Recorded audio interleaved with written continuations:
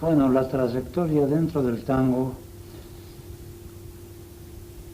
en realidad fue una tarde que me dijeron, esta noche viene una orquesta típica a un café en la calle Chorroarín y Triunvirato. Y me decían, y van a tocar bandoneón. Yo ni me imaginaba cómo era el instrumento del bandoneón. Oía algunos discos de Pacho, yo era muy jovencito, pero no sabía qué forma tenía el bandoneón, ni siquiera eso. Y fue así como con unos amigos del barrio ahí en la Paternal, fuimos a un café que había en la calle Chorrorín, creo que era un sábado, y era un cafecito que tendría, ¿qué? 8 metros por 12 metros, más o menos, y había una cantidad de mesas, y estaba lleno de gente, pero encontramos una mesita, pedimos un café, y nos dieron un café y un número. Y digo, ¿para qué es este número? Ah, no, dice, porque a las medias de la noche se va a rifar una botella de coñac. Ah, le digo, muy bien, qué bueno está esto. Muy bien, esperamos ahí. Y vino 3 personas, una con un violín, uno con una caja, que después sacaron lo que era el bandoneón, que yo en aquel tiempo no lo conocía, y otro con una guitarra.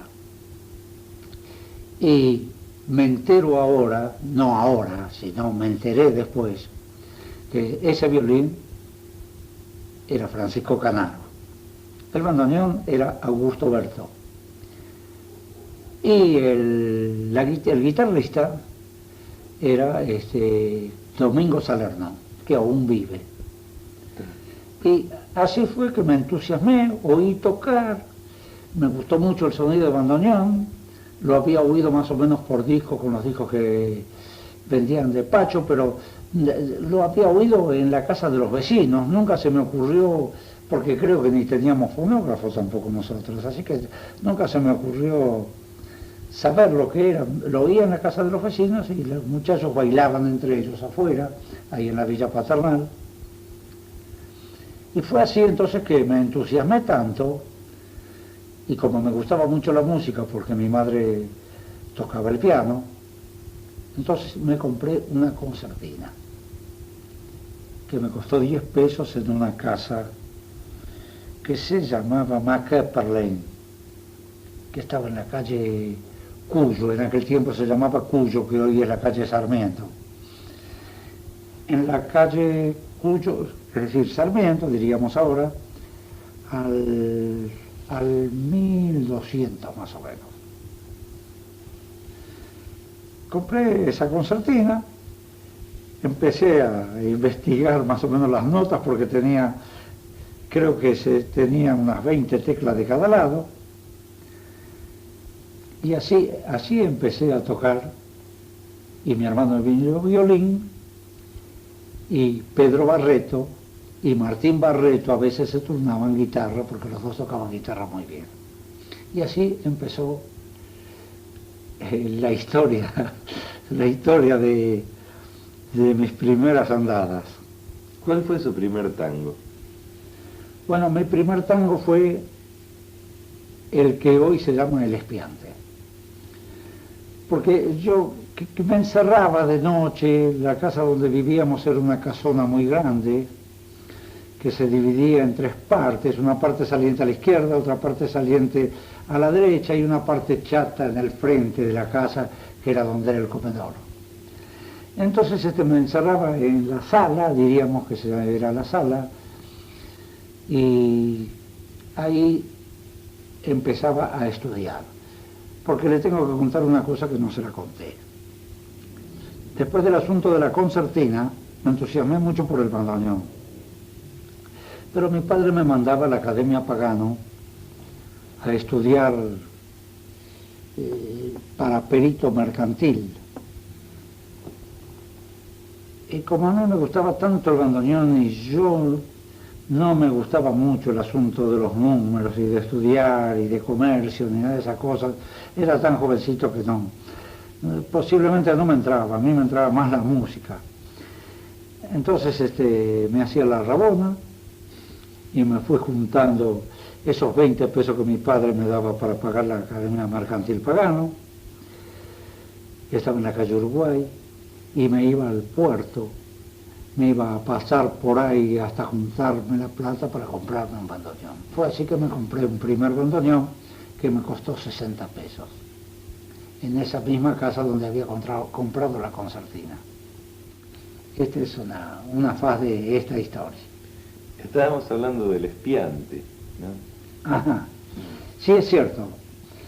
El espiante, una noche que estaba estudiando, como yo había dicho anteriormente, que estaba en la sala de la casa, estaba estudiando y oía la ronda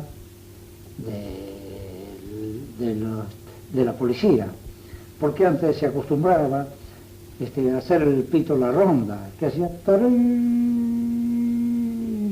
tarí, era la ronda, y entonces le contestaba otro vigilante que estaba a unos 500 metros de ahí, o un poco más, o un poco menos, y le contestaba, y eso es la ronda.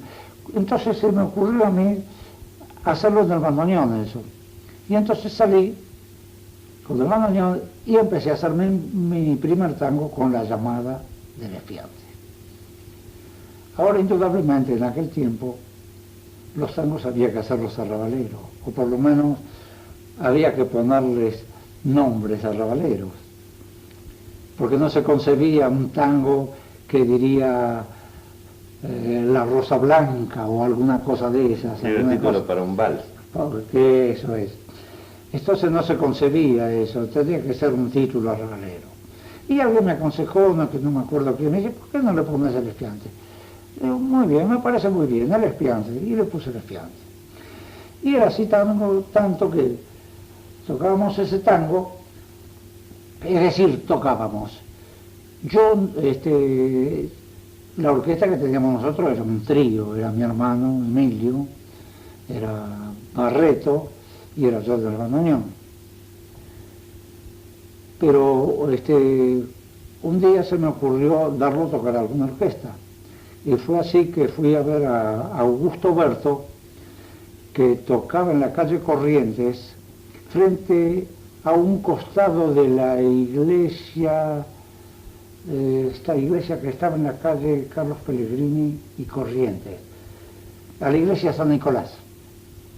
Ahí en la calle Corrientes, frente al costado de la iglesia San Nicolás, porque la iglesia San Nicolás daba el frente a la calle Carlos Pellegrini. Ahí estaba tocando Augusto Berto. Entonces le llevé 3 ejemplares y me dice, bueno, siéntese un momentito allí y lo vamos a tocar. Y lo tocaron a primera vista y fue el primero de las orquestas que tocó mi tango. Fue Augusto Berto. Así fue que pasó lo que usted me dice del primer tango El espiante. ¿Y el 11 cómo nació? El 11 nació, usted sabe, le tengo que contar cómo.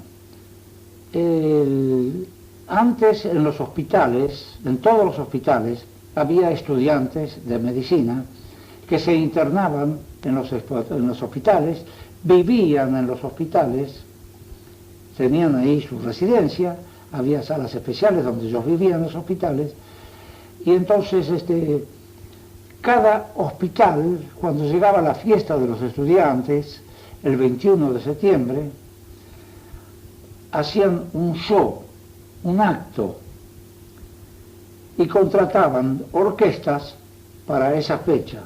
Entonces cada orquesta que contrataban tenían la obligación de hacer un tango alusivo a esa fiesta. Desde el año 1918 creo que era, 18 o 19, 18 creo que era, sí. Yo fui también a un baile, entonces tuve que hacer un tango para el baile. Y como era el 6º baile del internado, hice el tango el 6º. Ahora, cuando fue el 11º baile del internado, que también me contrataron con la orquesta, también tuve que hacer un tango. Entonces le puse, bueno, el 11, porque era el 11º baile del internado. Y fue el último, ¿no? Y fue el último baile porque, francamente, en uno de esos hospitales que estaban los estudiantes internados, alguien le hizo un chiste de mal gusto al rector, no sé cómo se dice, los que cuidaban los hospitales, se le metieron por la ventana disfrazado haciéndole un chiste de mal gusto con armas y qué sé yo. Este hombre se despertó ofuscado, que no sé quién fue, y tiró un tiro y mató a un estudiante que se llamaba O'Farrell. Desde ese momento se terminó el internado, sacaron el internado de todos los hospitales y esos bailes de los estudiantes no se realizaron jamás.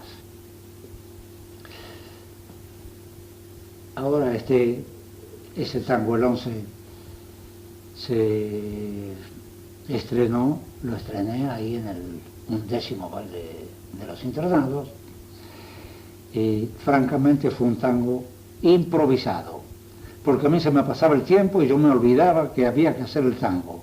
Y un día en el Abdullah Club, entonces le dije a Risuti y a los muchachos, le digo, por favor, en la mayor síganme que yo voy a improvisar.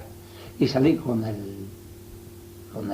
melodía del 11, quiero decir, salí con la melodía del 11, y entonces yo les iba diciendo las tonalidades que iban pasando, y así se hizo. Después lo escribí, y en 3 días salió impreso y se pudo repartir en el 11º baile, 11º y último baile del internado.